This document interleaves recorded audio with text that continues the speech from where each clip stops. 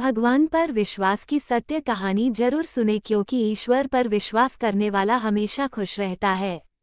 ये भगवान पर विश्वास कहानी सुनेंगे तो हमारा ईश्वर पर विश्वास बढ़ जाएगा।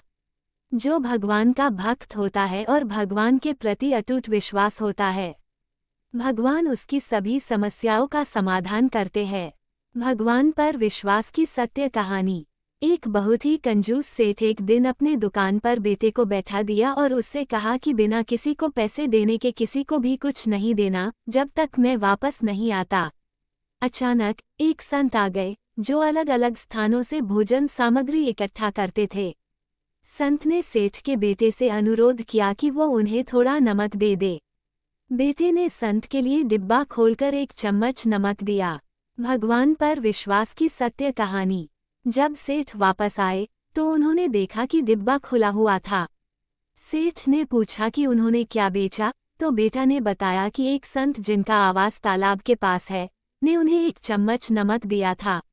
इसके बाद सेठ ने संत की ओर बढ़ते हुए कहा, तब तक संत भगवान के भोग को तैयार करके खाने के लिए तैयार बैठ चुके थे। सेठ ने दूर से ही बोला कि महाराज, आपके लाए गए नमक में जहरीला पदार्थ है, कृपया इसे न खाएं। संत जी ने कहा, सेठ जी, मैंने नमक को भोजन में मिला दिया है और प्रभु को भोग लगा दिया है, इसलिए अब मुझे भी खाना अनिवार्य है। क्योंकि इस तरह संत ने भोजन को प्रसाद मानकर खाना शुरू कर दिया।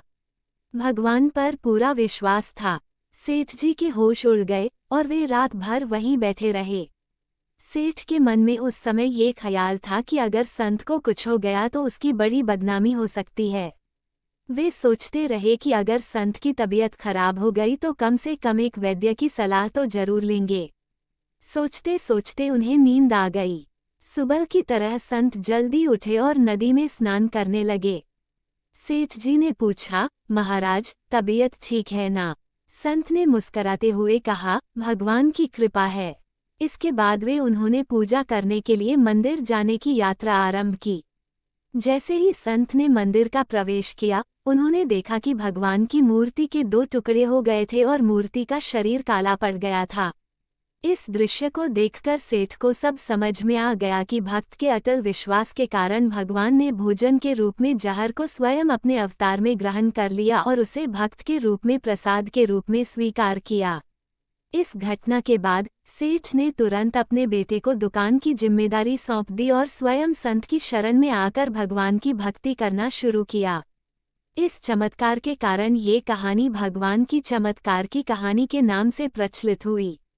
भगवान पर विश्वास की सत्य कहानी से सीख। भगवान पर विश्वास की सत्य कहानी से सीख मिलती है कि भगवान पर अटूट विश्वास होना चाहिए।